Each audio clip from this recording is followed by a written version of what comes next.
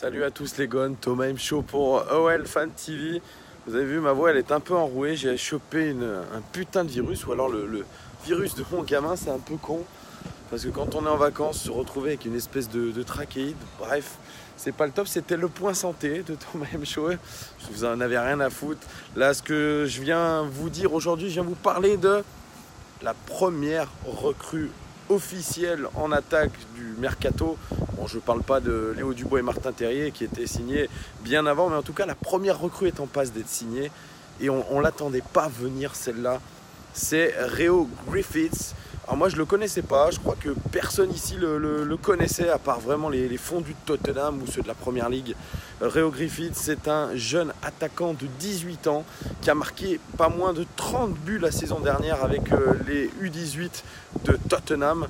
Un attaquant qui est, j'ai regardé les vidéos sur internet, un attaquant qui est plutôt précis, plutôt très adroit devant le but, puissant. Qui est un véritable renard des surfaces, qui est plutôt agile. Il peut dépanner sur les côtés, je l'ai vu jouer un peu sur le côté gauche. Il a vraiment de grosses capacités.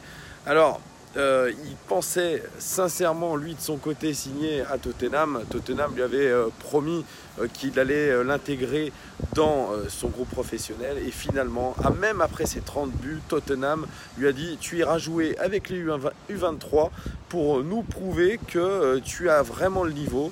Et après, on te fera signer le contrat professionnel. » Eh bien, lui, il n'a pas vu de cette oreille. Et l'OL s'est immiscé dans la bataille pour Reo Griffiths. Et apparemment, il l'a obtenu. On avait la concurrence de la Juventus, Manchester, Leipzig. Et pourtant, l'OL a donné des garanties à Reo. Reo, je pense qu'il va être intégré dans la rotation des attaquants. Ça semble être la logique. C'est un peu pour remplacer Goebbels. Parce que Goebbels, bon, vous connaissez l'histoire, hein. Lui, il avait vraiment un gros avenir à l'Olympique Lyonnais et il a décidé de partir à Monaco. Et bien là, c'est un peu pour remplacer Goebbels, je pense, avec vraiment un potentiel à être vraiment dans la rotation des attaquants dans le groupe pro. Je le vois mal aller en National 1. Ça me paraît un peu délicat pour lui parce qu'on a dû sûrement lui donner des garanties. Qu'en penser ? Eh ben, on additionne un attaquant de plus. On a déjà Misiane Maolida qui s'apprête peut-être à partir au Betis Séville. On a Amine Gouiri qui a fait un super championnat d'Europe U19, qui n'a rien prouvé encore à l'Olympique Lyonnais, mais beaucoup s'accordent à dire qu'il a la même gestuelle, le même talent que Karim Benzema. Bon, moi j'ai pas vu ça l'année dernière. Quand il est rentré en jeu, j'ai pas vu du tout un Amine Gouiri capable de faire ça. Alors, est-ce que c'est pour mettre encore plus de concurrence entre les attaquants? Est-ce que c'est pour préparer le départ à venir de Misiane Maolida ou de Amine Gouiri? Parce que c'est possible aussi que l'Olympique Lyonnais s'attende à prêter peut-être Amine Gouiri pour qu'il ait un peu plus de temps de jeu et miser sur le supposé talent de Reo Griffiths. Alors je sais pas quelle est la politique de l'aide, celle-là on l'avait absolument pas vu venir. Et puis dans le rayon rumeur, j'ai vu Mbaye Niang aussi tourner sur Twitter. On se réintéresserait à l'ancien attaquant de Montpellier, passé par l'AC Milan, où il n'a absolument pas réussi, Mbaye Niang. Et il était au Torino. Au Torino, il a fait plutôt une saison correcte et il a fait surtout une bonne Coupe du Monde avec le Sénégal, où on l'a vu très impliqué, très concentré, capable de jouer à gauche, capable de jouer avant-centre. Bref, ça peut être quelqu'un de polyvalent. Et peut-être que c'est l'heure de la maturité pour Mbaye Niang, qui n'était pas réputé pour être l'un des joueurs les plus matures. Je ne sais pas si vous vous rappelez de cette histoire avec sa Ferrari quand il était à Montpellier. Il avait encastré sa Ferrari dans un rond-point.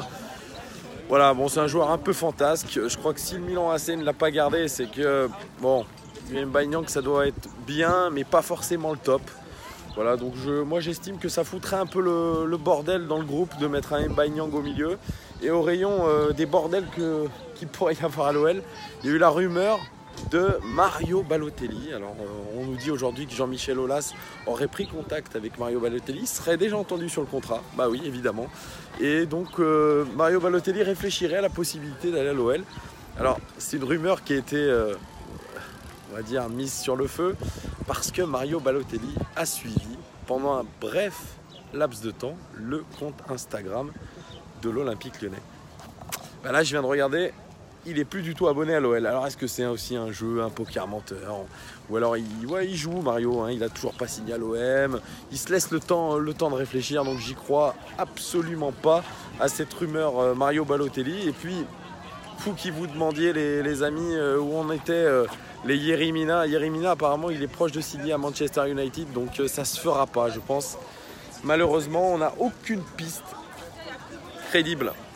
Aucune piste crédible en défense et on arrive à moins d'un mois du championnat et pour composer avec une véritable défense, avec des automatismes entre deux joueurs, notamment avec Marcelo qui apparemment resterait. On a refusé une offre de 25 millions de la part de West Ham pour Marcelo. Ça a l'air plutôt bien parti. Espérons vraiment, on croise les doigts, cross our fingers pour que Marcelo reste. Bref, il y a aucune piste vraiment crédible qui est sortie dans la presse ou sur Twitter. Yerry Mina au point mort. Bref, on attend toujours. Alors voilà les gars, donc n'hésitez pas à commenter. Dites-moi ce que vous pensez de Réo Griffiths. Alors s'il y en a qui connaissaient avant, s'il y en a qui suivent les jeunes de Tottenham, pourquoi pas. Et par rapport aux vidéos qui circulent sur YouTube, allez voir Réo Griffiths, regardez ce qu'il est capable de faire. Et dites-moi si vous trouvez que c'est un véritable intérêt pour l'OL de signer Réo Griffiths. Voilà, n'hésitez pas à commenter. Je tiens en tout cas une nouvelle fois à vous remercier d'être de plus en plus nombreux à regarder mes vidéos, mes débriefs et mes analyses. Certes, en ce moment, je suis un peu tout seul. Vous voyez, je suis en vacances, je suis avec ma petite famille. Je ne suis pas avec Jean-Paul, mon consultant préféré.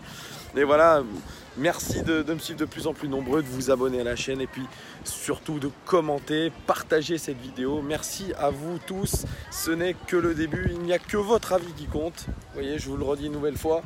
Je suis en train de parler seul de l'Olympique Lyonnais face à la mer. On est loin de Lyon, mais le cœur est là. L'Olympique Lyonnais, cœur rouge et bleu, Team OL. Voilà les gars, n'hésitez pas. Et puis on se donne rendez-vous très très vite, c'est-à-dire demain pour le match face à Wolfsburg. Ciao les gars, bonnes vacances.